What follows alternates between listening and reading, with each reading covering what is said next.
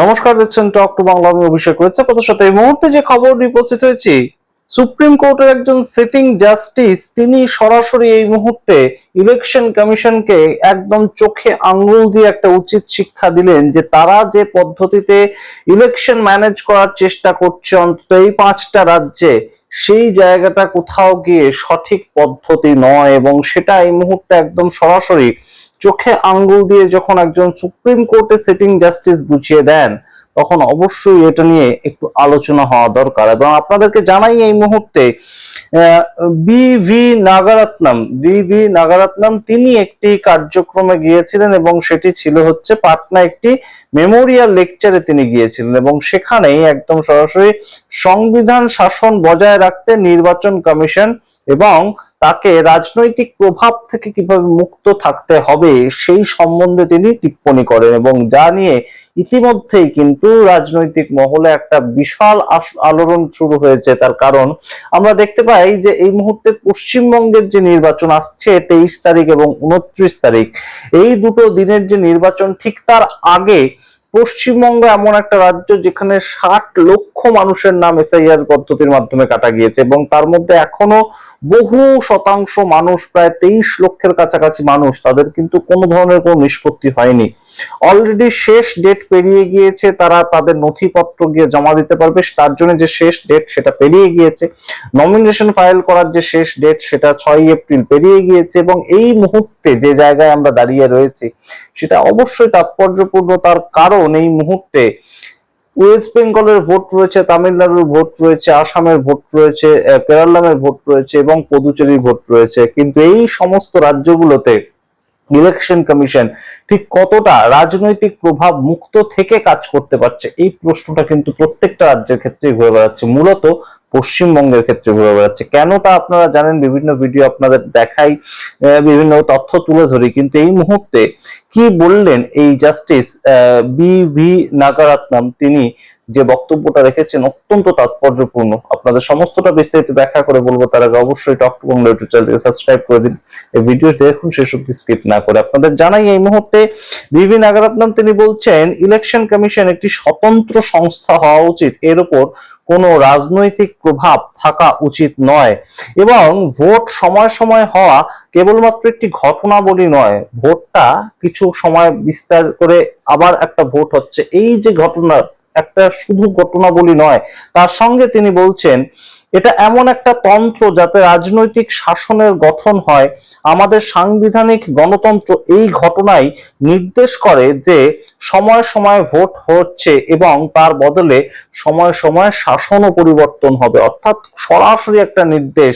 এবং তার সঙ্গে তিনি অত্যন্ত গুরুত্বপূর্ণ কিছু বক্তব্য টাচ করে যান। তিনি বলেন স্বাধীন কর্মপদ্ধতি থাকা দরকার, নির্বাচন কমিশনকে সম্পূর্ণভাবে রাজনৈতিক প্রক্রিয়া এবং ক্ষমতাসীন দলের প্রভাব থেকে সম্পূর্ণভাবে স্বাধীন হতে হবে। ক্ষমতায় থাকা দল এবং নির্বাচন কমিশনের ক্ষমতায় কারা আছে আপনারা জানেন, সে নিয়ে আর মন্তব্য করার দরকার নেই। কিন্তু তাদের হাত থেকে সম্পূর্ণভাবে তাদের মুক্ত হতে হবে, স্বাধীন হতে হবে। নিরপেক্ষতা সম্বন্ধে তিনি বলেন যে নির্বাচনী প্রক্রিয়া সুষ্ঠু এবং নিরপেক্ষ করতে হবে এবং সেটা নির্বাচন কমিশনের অপরিহার্য একটা অংশ, অপরিহার্য একটা কাজ, সেটা তাদের করতেই হবে। এবং সাংবিধানিক কাঠামো তিনি সতর্ক করে বলেন যে সাংবিধানিক প্রতিষ্ঠানগুলি যদি স্বাধীনভাবে কাজ না করে তবে কাঠামোটি ধীরে ধীরে ফাঁপা হয়ে যাওয়ার মাধ্যমে সাংবিধানিক ভাঙন তৈরি হতে পারে। এবং অবশ্যই যোগ্য নির্বাচন কমিশনার খুব গুরুত্বপূর্ণ জায়গা। তার কারণ আপনারা জানেন পশ্চিমবঙ্গের মুখ্যমন্ত্রী নির্বাচন কমিশনারকে এখনো পর্যন্ত প্রায় 6খানার বেশি চিঠি লিখেছেন, একটা চিঠিরও কোনো রিপ্লাই আসেনি।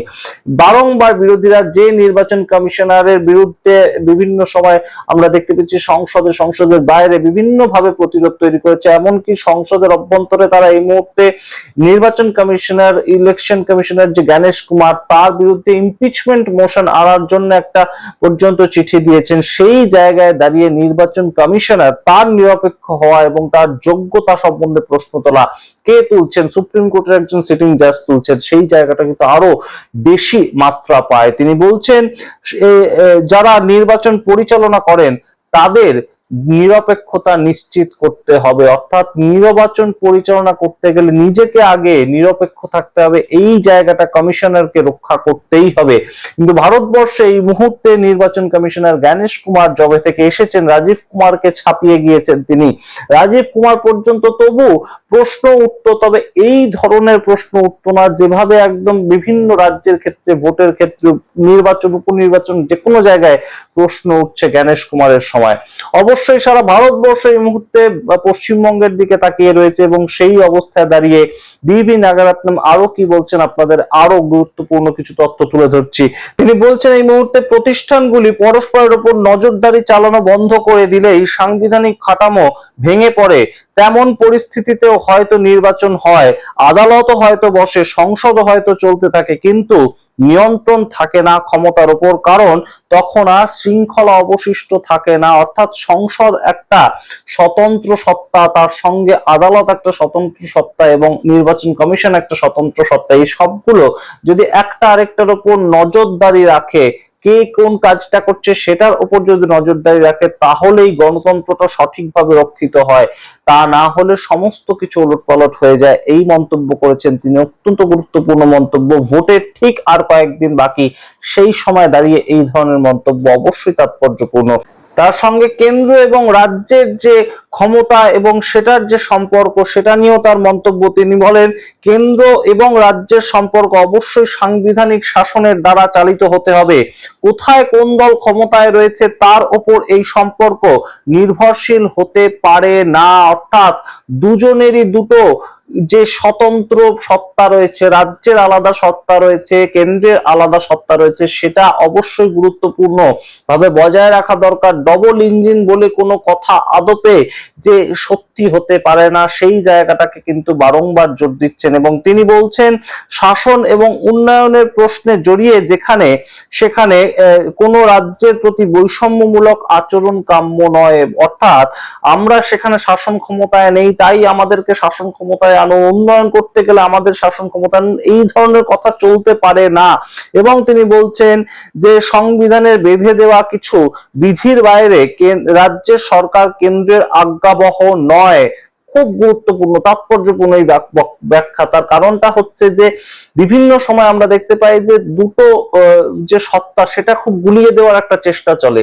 অর্থাৎ ডবল ইঞ্জিন, এই কথাটার মানেটা কি? কেন্দ্রের যে সরকার চলছে, রাজ্যেও সেই সরকার চলবে এবং সেইভাবেই সম্পূর্ণ কেন্দ্রের বঞ্চনার থেকে রাজ্য মুক্ত হতে পারবে। এই ন্যারেটিভটাই তো বারংবার ইনপুট করার চেষ্টা করা হয় ভোটারদের মাঝখানে, কিন্তু সেটাকেই তিনি বলছেন যে কোনো মতেই রাজ্য সরকার কেন্দ্রীয় সরকারের আজ্ঞাবহ নয়। বিভিন্ন ক্ষেত্রে সেটার একদম মার্জিন করে দেওয়া রয়েছে সংবিধানে। তিনি বলছেন সংবিধান বেঁধে দেওয়া কিছু বিধির বাইরে রাজ্যের সরকার কেন্দ্রের আজ্ঞাবহ নয়, তাই কেন্দ্রে যে রাজনৈতিক দলই থাকুক না কেন তাদের প্রাপ্য মর্যাদা দিতেই হবে। এক্ষেত্রে ভিন্ন ভিন্ন দলীয় রাজনৈতিক আদর্শ করিয়ে রাখা উচিত।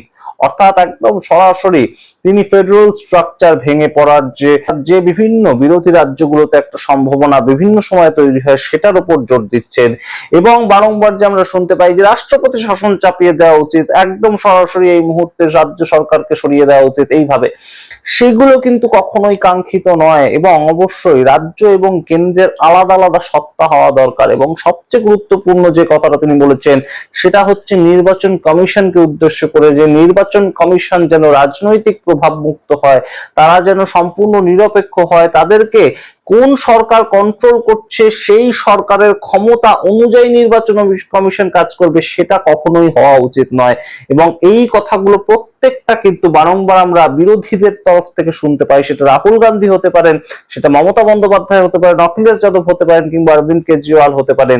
যারা এই বিভিন্ন সময় ভোকাল হয়েছেন তাদের পক্ষ থেকে একটাই কথা আমরা শুনতে পেয়েছি, যেখানেই এসআইআর হয়েছে তাদের পক্ষ থেকে একটাই কথা শুনতে পেয়েছি, যে এসআইআরটা সম্পূর্ণভাবে ভোটের আগে যেভাবে তড়িঘড়ি করে দেওয়ার একটা চেষ্টা চালালো নির্বাচন কমিশন, সেটা অত্যন্ত উদ্দেশ্য প্রণোদিত। এবং সেটাকেই কোথাও গিয়ে কিন্তু পক্ষান্তর ইন্ডিকেট করলেন এই সুপ্রিম কোর্টের একজন সিটিং জাজ বি.ভি. নাগারাত্নম। আপনারা সামগ্রিক রিপোর্টের ভিত্তিতে কি মনে করেন অবশ্যই কমেন্ট বক্সে কমেন্ট করুন। ভোটের ঠিক আগে একদম তুলোধনা করা যাকে বলে কেন্দ্রীয় সরকার থেকে শুরু করে ইলেকশন কমিশন প্রত্যেককেই, সেটা সম্বন্ধে আপনাদের মতামত অবশ্যই দেখার অপেক্ষা রইলাম। দেখতে থাকুন টক টু বাংলা। অবশ্যই টক টু বাংলা ইউটিউব চ্যানেলকে সাবস্ক্রাইব করতে ভুলবেন না। ধন্যবাদ।